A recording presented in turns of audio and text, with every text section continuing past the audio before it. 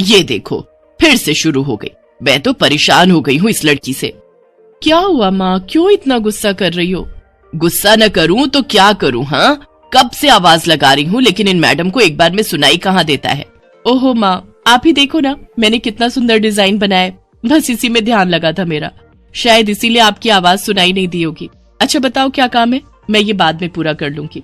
कुछ काम नहीं, खाने की थाली कब से लगा कर रखी है, अब महारानी को फुर्सत मिल गई हो तो चलकर खा लो।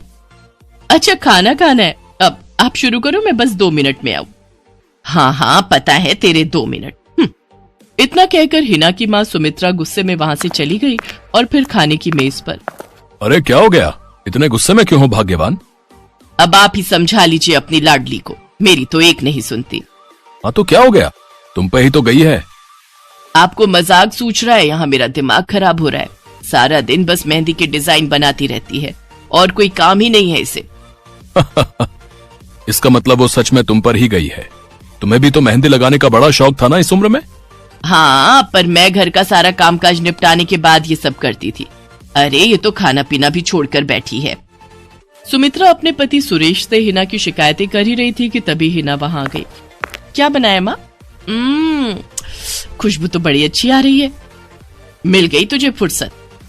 हाँ माँ, देखो ना मेरा आज का डिजाइन, पापा देखिए ना कैसा है। सच में डिजाइन तो वाकई बढ़िया बनाया है लाडू। ये लाडू बोल बोल कर आपने ही इसका दिमाग खराब करके रखा है। मेरी जान को कितना काम है पता है, ती जा रही है, मगर ये लड़की मेरी बिल्कुल मदद नहीं करती। ओहो, आज सिर्फ खरी खोटी ही सुनाओगी या कुछ खाना भी मिलेगा भाग्यवान? सुरेश की बात सुनकर सुमित्रा की हंसी निकल गई और उसे हंसता देख सभी लोग हंसने लगे। हिना अपने माता पिता की अकेली संतान थी। हिना को बचपन से ही मेहंदी के नए नए डिजाइन बनाने का बड़ा शौक था। वो कागज पर रोज कुछ न कुछ नया बनाने की कोशिश करती और फिर उसे अपने या अपनी माँ के हाथों पर लगाती।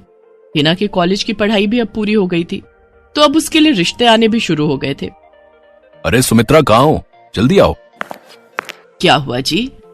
जरा इस फोटो को तो देखो, कैसा है लड़का? दिखने में तो बहुत ही बढ़िया है। हाँ, वो कानपुर वाले फूफा जी है ना, उन्होंने बताया इस लड़के के बारे में। अपनी हिना के लिए कैसा रहेगा? लड़का काम क्या करता है और परिवार में कौन कौन है? फूफा जी बता रहे थे कि कानपुर में इनका अपना कारखाना है, वहाँ ये अपना दोने पत्तल और डिस्पोजल वगैरह बनाते हैं। ये अच्छा पैसा कमा लेता है, फूफा जी की रिश्तेदारी में है। हाँ, पर उससे पहले ये फोटो एक बार हिना को तो दिखा दो, उसे लड़का पसंद आ जाए तभी बात आगे बढ़ानी चाहिए ना। अरे हाँ, ये भी सही कह रही हो। लाडो, ओ लाडो, अरे कहाँ है बिटिया? सुरेश ने फौरन जाकर कमल की फोटो हिना को दिखाई तो हिना को भी कमल पसंद आ गया। उधर कमल को भी हिना पहली ही नजर में भाग गई और इस तरह से कुछ ही दिनों में कमल और हिना की शादी खूब धूमधाम से हो गई। शादी के बाद कमल और हिना अपनी गृहस्थी में बहुत खुश थे। फिर एक शाम। ये क्या लिख रही हो हिना? लिख नहीं रही हूँ, मेहंदी का डिजाइन बना रही हूँ। अच्छा, पर कागज पर क्यों? प्रैक्टिस तो रोज ही करनी होती है ना, तो इसीलिए कागज पर डिजाइन बनाती हूँ। अच्छा, अब जरा दिखाओ तो सही। अरे वाह, ये डिजाइन क्या सच में तुमने बनाया है? हाँ अच्छा है ना, अब मैंने और भी बनाकर रखे हैं, रुकिए मैं भी लेकर आती हूँ। हिना ने अपने बनाए सारे डिजाइन्स कमल को दिखाए जो कमल को बहुत पसंद आए और उसने हिना की खूब तारीफ की। सब कुछ अच्छा चल रहा था और ऐसे ही हंसी खुशी दिन बीत रहे थे। लेकिन फिर एक सुबह। हेलो, क्या हुआ राठी जी, इतनी सुबह सुबह फोन क्यों किया? सर आप जल्दी से आ जाइए, गजब हो गया, अपनी फैक्ट्री में आग लग गई है सर, सब कुछ जल गया सर, कुछ भी नहीं बचा सर, जल्दी आ जाइए आप। फोन पर अपने मैनेजर की बात सुनकर कमल के पैरों तले जमीन खिसक गई। फैक्ट्री पहुंचा तो देखा वाकई फैक्ट्री पूरी तरह से जल रही थी। तभी एक जलती हुई बड़ी सी लकड़ी कमल पर आ गिरी, जिसकी वजह से वो बुरी तरह झुलस गया। उसे फौरन अस्पताल पहुंचाया गया और यहाँ से सब कुछ बदल गया। फैक्ट्री के काम को बढ़ाने के लिए कमल ने हाल ही में कई सारी नई मशीनें लोन पर खरीदी थी। मशीनें तो नहीं बची, लेकिन लोन चुकाने के चक्कर में पहले कमल की गाड़ी बिकी और फिर घर। मजबूर होकर कमल और हिना अब किराए के मकान में रहने लगे थे।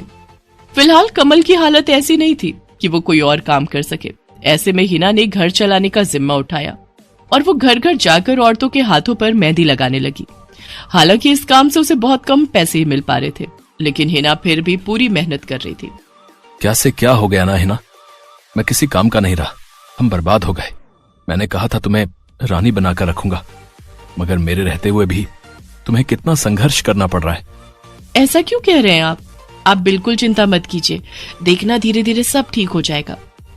हिना चाहती थी कि वो अपना एक पार्लर खोले, लेकिन फिलहाल ये मुमकिन नहीं था। मेहंदी लगाने का काम भी सीजन पर ही मिल पाता था, तो अब दिक्कत खाने पीने की भी होने लगी। ऐसे में हिना ने एक सेठ के घर मेड का काम करना शुरू कर दिया। और फिर एक दिन, सुन, तुझे कोई मेहंदी वाली पता है क्या? क्यों मैडम? अरे वो तीज आ रही है ना, तो मेहंदी लगवानी थी। आहा, बाहर इतनी गर्मी है, अब ऐसे में कौन बाहर जाए, तो घर पर ही आकर कोई लगा दे तो बढ़िया रहेगा। अब हाँ मैडम, मैं बहुत अच्छी मेहंदी लगाती हूँ, आप मुझसे लगवा लो। ना ना ना, अगर खराब कर दी तो? तीज की पार्टी है मेरे यहाँ, मेहंदी तो बढ़िया ही लगवानी है मुझे। मैडम आप बिल्कुल चिंता मत कीजिए, और रुकिए, मैं अभी आपको कागज पर मेहंदी का डिजाइन बनाकर दिखाती हूँ, फिर आगे आप ही तय करना। इतना कहकर हिना ने फौरन एक कागज लिया और कुछ ही देर में उस पर एक बहुत ही सुंदर मेहंदी का डिजाइन बना दिया। और फिर, अरे वाह, ये तो सच में बहुत सुंदर है, बिल्कुल नया और बहुत ही खूबसूरत डिजाइन है। अब तू ये डिजाइन मेरे हाथ पर भी सेम टू सेम लगा देगी ना?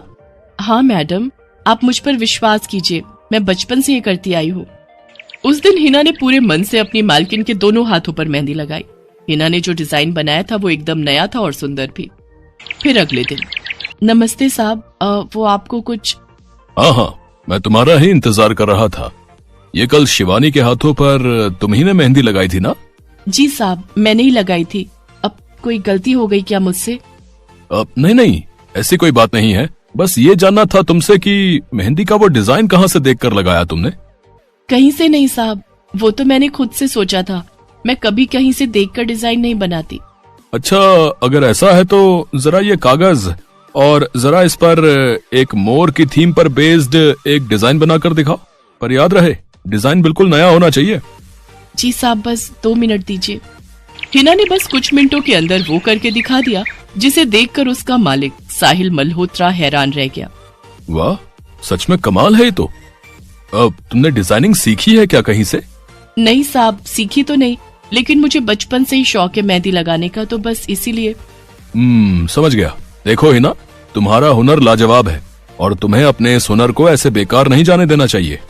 जी मतलब?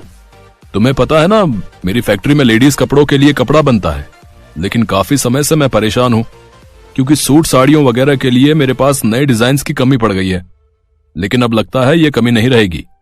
बोलो, बतौर डिजाइनर मेरे लिए काम करोगी तुम? जी साहब, बिल्कुल करूंगी। ये हिना के लिए सपने के सच होने जैसा था। अब वो काम वाली बाई से एक डिजाइनर बन गई। वो साहिल की फैक्ट्री में बनने वाले कपड़ों के लिए हर रोज नए नए डिजाइन बनाने लगी, और इसके बाद साहिल के फैक्ट्री में बनने वाले कपड़े की डिमांड काफी बढ़ गई, और इसके चलते हिना को भी उसके काम की बढ़िया सैलरी मिलने लगी। हिना अब अपनी कमाई से न सिर्फ अपना घर खर्च चलाने लगी, बल्कि उसने शहर के बढ़िया डॉक्टर से कमल का इलाज भी कराया, जिससे कमल बहुत जल्दी ठीक हो गया और उसने भी काम करना शुरू कर दिया। पर इस सब में पूरा 1 साल बीत गया और एक बार फिर से तीज का त्योहार आया। देखिए तो कैसी लग रही हूँ मैं? बिल्कुल चांद जैसी लग रही हो। हिना ने नई हरे रंग की साड़ी पहनी हुई थी, जो उसने खुद डिजाइन की थी, और वाकई वो उसमें बहुत ही सुंदर लग रही थी। हिना, तुम सच में बहुत बहादुर हो। मैं तो उस हादसे के बाद उठकर खड़ा ही नहीं हो पाता, लेकिन तुमने सब कुछ ठीक कर दिया। तीज का ये त्योहार ही इसलिए है जी, मैं आपको कभी कुछ नहीं होने दूंगी।